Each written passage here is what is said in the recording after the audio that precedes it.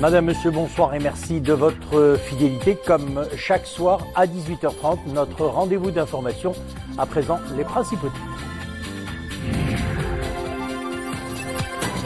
Sa Majesté le Roi adresse un message de félicitations aux membres de la sélection nationale marocaine des joueurs locaux.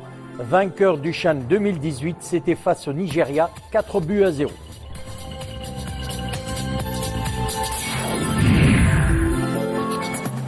La finale du CHAN 2018 opposant le Maroc au Nigeria a été présidée hier au complexe Mohammed V de Casablanca par son Altesse Royale, le Prince héritier Moulay El Hassan.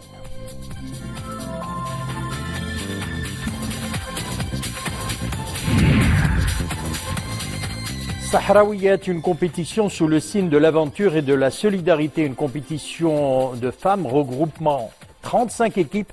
Le coup d'envoi a été donné hier à Dakhla, une 4e édition qui voit la participation de femmes venues d'Europe, du Canada et d'Afrique.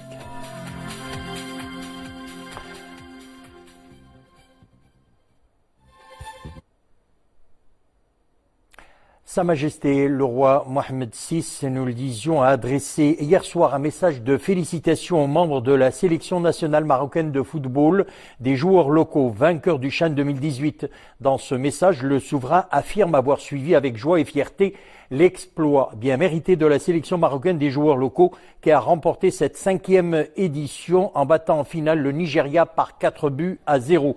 Sa Majesté le Roi exprime à cette occasion ses félicitations les plus chaleureuses à toutes les composantes de la sélection nationale, joueurs, entraîneurs, staff technique et médical, dirigeants et cadres de la Fédération royale marocaine de football, suite à ce grand exploit sportif qui vient couronner la belle prestation et la haute compétitivité dont l'équipe nationale a fait montre durant toutes les phases de cette compétition africaine organisée au Maroc.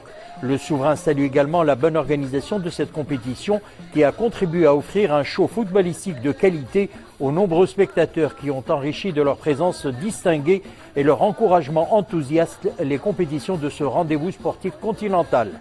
Sa Majesté le Roi exprime aussi sa conviction que ce sacre, qui vient appuyer les résultats positifs que le football national ne cesse de réaliser, constituera une source de forte motivation pour la sélection nationale et l'ensemble des sportifs marocains en vue de redoubler d'efforts pour promouvoir le sport national et le hisser à tous les niveaux. Tout en réitérant ses félicitations pour cet exploit, Sa Majesté le Roi souhaite à la sélection nationale davantage de succès au niveau continental et international. Et puis son Altesse Royale, le Prince héritier Moulay El Hassan, avait présidé hier soir au complexe sportif Mohammed V de Casablanca la finale de ce 5e championnat d'Afrique des Nations des joueurs locaux, le CHAN 2018, remporté, rappelons-le donc, par l'équipe nationale face au Nigeria, 4-0. Mohamed Eklishkar.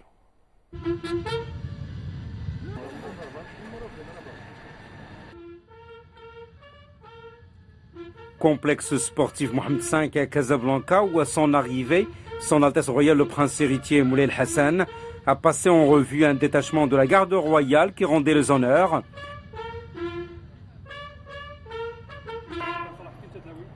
Avant d'être salué par le ministre de l'Intérieur, le ministre de la Jeunesse et des Sports et le ministre nigérian des Sports et de la Jeunesse, ainsi que le président de la Confédération africaine de football et plusieurs autres personnalités civiles et militaires. Depuis le 13 janvier dernier, le Maroc était au cœur d'une grande fête du football continental, le CHAN 2018, un championnat pour lequel 4 grands stades ont été mobilisés, celui de Casablanca et ceux de Tanger, Marrakech et Agadir, avec une organisation qui force l'admiration à tous les niveaux. Son Altesse Royale, le Prince héritier Moulay El Hassan, a ensuite rejoint au milieu des vivats du public la tribune d'honneur pour assister à cette rencontre au sommet. La rencontre a débuté après l'exécution des hymnes nationaux nigérians et marocains.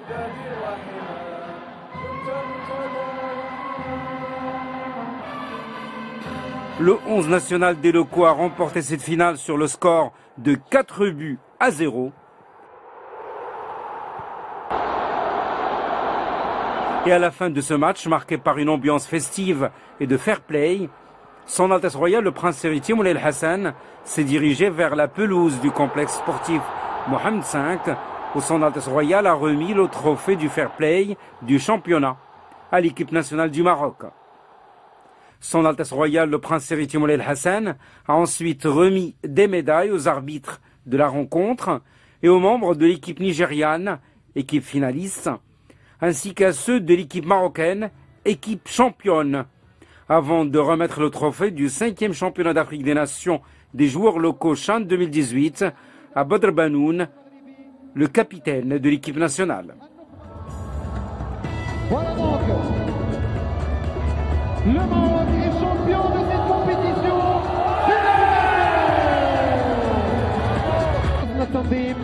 Son Altesse Royale, le prince héritier Moulay Hassan, a ensuite posé pour une photo souvenir avec les membres de l'équipe nationale des joueurs locaux. La victoire de l'équipe nationale marocaine lors de ce match est le premier sacre du royaume en championnat d'Afrique des Nations des joueurs locaux.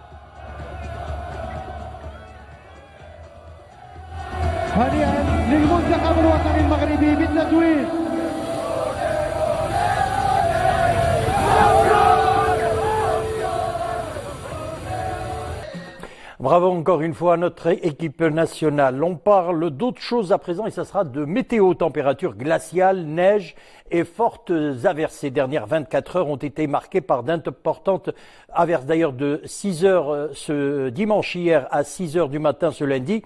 À Rabat, on a enregistré 57 mm, Bni Mellel 41 mm, Kazanfa et Mohamedia 25, Marrakech 18, Tanger 17, Chaoun 14 mm, Agadir 7 mm, Sidi Ifni 5 mm, le Husima et Tantan 2 mm et moins d'1 mm ont été enregistrés à Oujda, Midelt, Ouarzazet et Teroudant. Et pour ce qui est des prévisions, eh bien, sachez que de fortes averses orageuses touchent en ce moment même certaines régions du Maroc, certaines provinces. Il s'agit de l'Haouz, Azilal, Bni Mellel, Khnifra, Chichawel, Jadida, Sidi Ben Nour, Safi, Sawira et les reliefs Chouka, Eitbaha et de Tiznit, et ce jusqu'à demain 12 heures. Et d'autres averses intéresseront également bien sûr d'autres provinces, l'Areish, Kenitra, Rabat, Saleh, Skhirat, Mara, Ben Simel, Mohamedia, Casablanca, Nouassar, Sidi Ifni et Taounet, ce jusqu'à demain 9h du matin. Et puis également demain jusqu'à 18h, ces averses intéresseront les provinces de Sidi Qassam, Sidi Slimane, Moulay Yaqoub, Fez, Meknes, Ouazen, Driouch et Nadour. Et face à la persistance de la vague de froid, les différents services du ministère de l'Intérieur poursuivent leur mobilisation en coordination avec tous les départements ministériels concernés et les autres intervenants en vue de prendre les mesures d'urgence pour le désenclavement des zones touchées par la vague de froid et pour apporter aux populations aide et assistance. Les principaux axes de ces interventions avec Mohamed Elchkar. Premier axe, la distribution d'aides alimentaires et de couverture. 22 provinces ont été concernées cette année, soit 1205 douars relevant de 169 communes territoriales. Des aides qui ont bénéficié à ce jour à près de 44 000 ménages. Et sur hautes instructions de Sa Majesté le roi Mohamed VI, 2 hôpitaux militaires médico-chirurgicaux de campagne ont été déployés. Un au niveau de la commune Lalla Aziza dans la province de Chichawa et un autre au niveau de la commune Amsmerir dans la province de Tinrir. Un hôpital mobile relevant du ministère de la Santé a été également déployé à Emilchil dans la province de Midelt. Toujours pour renforcer l'offre de soins, 660 médecins et plus de 1950 infirmières et infirmiers ont été mobilisés au niveau de 43 hôpitaux et 9 unités médicales mobiles, le tout renforcé par quelques 400 ambulances. En outre, 371 caravanes médicales ont été programmées au profit de plus de 207 000 bénéficiaires et des hélicoptères ont été mobilisés pour les évacuations médicales d'urgence et pour faire parvenir des aides alimentaires aux zones enclavées. Ainsi, 11 opérations d'évacuation médicale héliportée ont été enregistrées et 13 familles de nomades ont été approvisionnées par hélicoptère dans la province de Tinrir. À noter également que 3742 femmes enceintes ont été recensées, notamment dans les zones de montagne. 373 ont été prises en charge à ce jour par des sages-femmes et dans des centres de santé ou Dar al-Oumouma. Autre chiffre, plus de 6772 personnes vulnérables sans domicile ont été hébergées dans des centres mobilisés à cet effet. Et des couvertures ont été distribuées aux maisons de l'étudiante et de l'étudiant, aux internats, aux hôpitaux, aux centres de santé et aux orphelinats. Pour ce qui est du déneigement et de la réouverture des axes routiers et de routes rurales, pour le désenclavement des agglomérations, 10 routes nationales ont été rouvertes à la circulation, en plus de 18 routes régionales et 46 provinciales. 158 douars ont été désenclavés. L'accès a été rendu possible à 191 autres douars, le tout grâce à la mobilisation d'un total de 729 engins de déneigement, en plus de l'équipement de refuge pour les usagers de la route bloqués par les neiges. Enfin, pour ce qui est du volet télécommunications, 1075 douars ont été couverts par le réseau de la téléphonie mobile et dans 106 autres douars, les représentants des autorités ont été équipés de moyens de communication par satellite.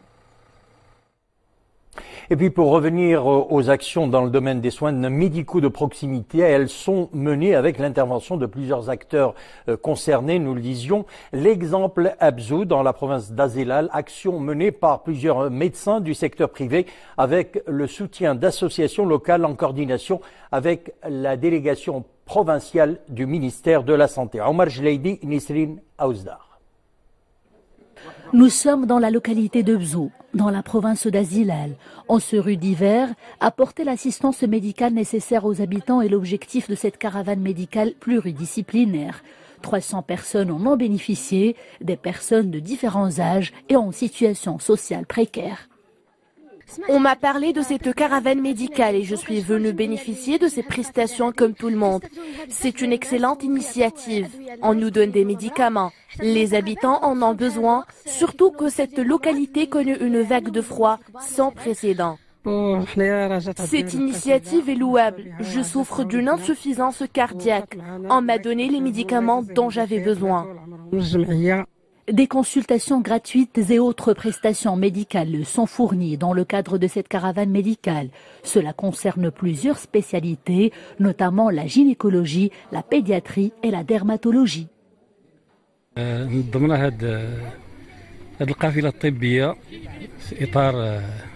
Nous avons organisé cette caravane pour venir en aide aux habitants de la localité de Bzou. Notre association ne ménage aucun effort pour désenclaver les zones isolées et aider la population locale à faire face aux effets de cette vague de froid.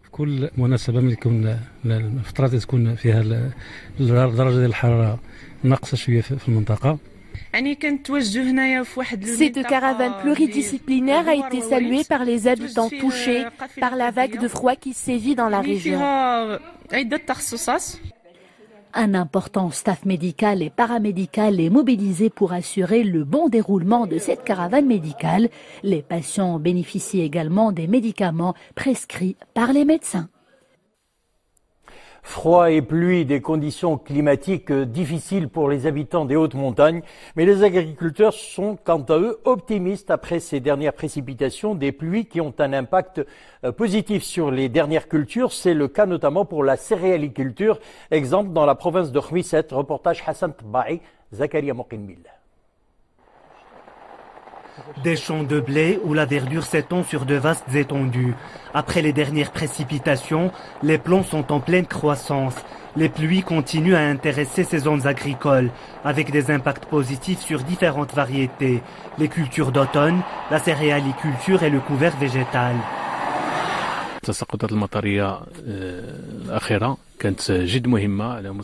La province de Khmisset a connu d'importantes précipitations qui ont atteint 240 mm. C'est un taux élevé par rapport aux années précédentes. Ces pluies sont favorables pour réaliser une bonne campagne agricole. وهذه التساقطات المطرية عندها تأثيرات جد إيجابية على الموسم الفلاحي. Ces précipitations arrivent à temps. Les agriculteurs sont optimistes quant à la saison agricole. En cette période, ils s'activent à traiter les champs avec des engrais afin de garantir un bon rendement.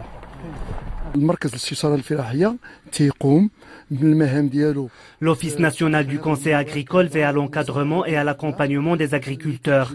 Nous entreprenons des actions de sensibilisation et des visites sur le terrain chez les agriculteurs afin de les sensibiliser sur la nécessité du traitement contre les mauvaises herbes. Dans la province de Khmisset, déjà l'année dernière, la superficie emblavée a augmenté de 30% pour atteindre 251 400 hectares. Les céréales occupent une place de choix. La saison agricole s'annonce sous de bons auspices. Vie parlementaire à présent, la Chambre des représentants a tenu cet après-midi une séance plénière consacrée aux questions orales relatives à la politique générale du gouvernement. Il a été notamment question de la vision de réforme de l'éducation et de la formation à l'horizon 2030. Le chef du gouvernement, Saad El-Din Al-Othmani, a notamment souligné que cette réforme est engagée de façon progressive.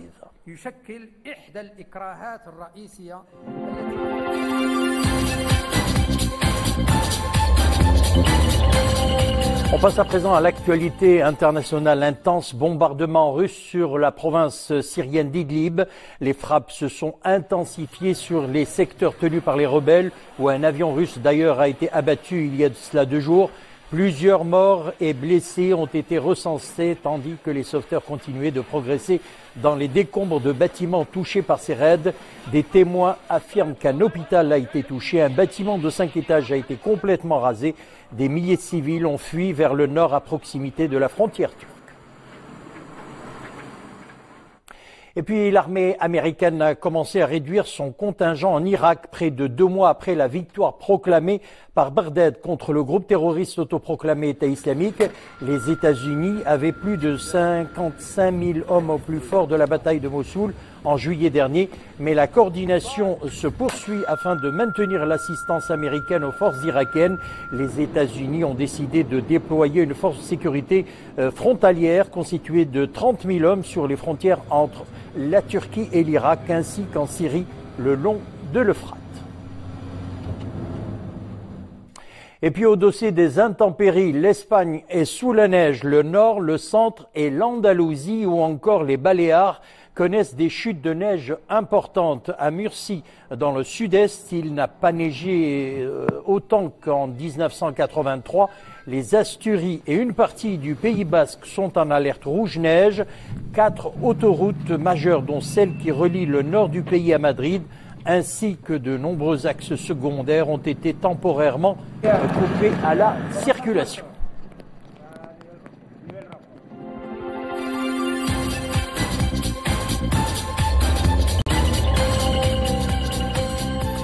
Et puis à présent, le monde de la presse est en deuil. Le journaliste et écrivain Mohamed Ahmed Bahi, membre du Conseil royal consultatif pour les affaires sahariennes, est décédé aujourd'hui à Salé à l'âge de 72 ans. Né en 1946 à Casablanca, le défunt avait acquis une longue et riche expérience dans le domaine journalistique et il avait subi la rude épreuve de la détention dans les geôles secrètes des mercenaires du Polisario, résumé dans un livre d'ailleurs intitulé « Les tombes oubliées, 10 ans dans les prisons secrètes du Polisario », dans lequel il met à nu les souffrances endurées par les séquestrés des milices des séparatistes. Il est l'auteur de plusieurs autres ouvrages. La dépouille du défunt sera inhumée demain au cimetière Sidi Bel Abbas à Salé. Nous sommes à Dieu et à lui nous retournons. Sahraoui est une compétition sous le signe de l'ouverture et de la solidarité, de l'aventure et de la solidarité.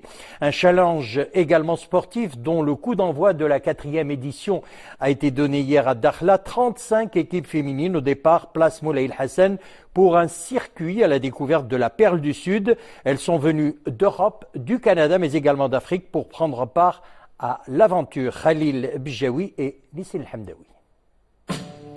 Ce sont des femmes de différents horizons, mais elles ont en partage cette rage d'aider les autres et faire preuve de solidarité.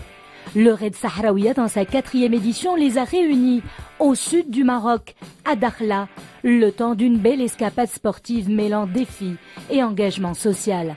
L'aventure ne fait que commencer et déjà, les participants ont pris goût à cette ambiance de compétition très fraternelle. تنجريو حنايا باش نحاولوا بر الجمعيه تنعش المركز اليومي اللي كيستقبل في الرباط. Nous courons pour que notre association puisse soutenir un centre d'accueil des malades atteints d'Alzheimer. Cette compétition entre dans le cadre d'un grand projet citoyen. ماشي ديال غير باش ماشي سبورتيف ماشي غير ديال رياضي ولكن هو سيتويان. كانت اليوم تجربه جد ممتعه. C'est une expérience divertissante. Nous avons pu approcher la population locale qui nous a bien accueillis et aidés dans notre circuit. Nous avons beaucoup aimé le climat de Dakhla avec ses vents qui soufflent très fort. Pour le moment, notre équipe occupe la 3e place.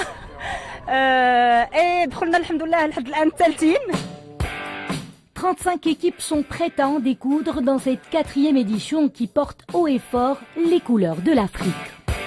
انطلاقه اليوم ديال النسخه الرابعه الصحراويه تتركز على واحد الجديد هو المشاركه الافريقيه. Lors de cette journée, nous avons donné le coup d'envoi à cette 4e édition de Sahraouia. La nouveauté de cette année est la participation africaine. Des participantes d'Afrique du Sud, du Nigeria, du Ghana, du Cameroun se sont jointes à nous. Mais il y a également une forte participation des femmes des provinces du Sud. أكثر على الدخلة بأن هي دخلة تكون هي مدينة أبواب إفريقيا. Sahraouia, un événement multisport. Les participantes s'adonneront au VTT, au canoë, au bike, run, trail de nuit et courses d'orientation. Autant de disciplines pour joindre l'utile à l'agréable dans un cadre paradisiaque généreusement offert par la Perle du Sud. Voilà, c'est la fin de notre édition. Merci de l'avoir suivi. Le retour de l'info sur Lula, 20h30. Une excellente soirée. On se retrouve demain.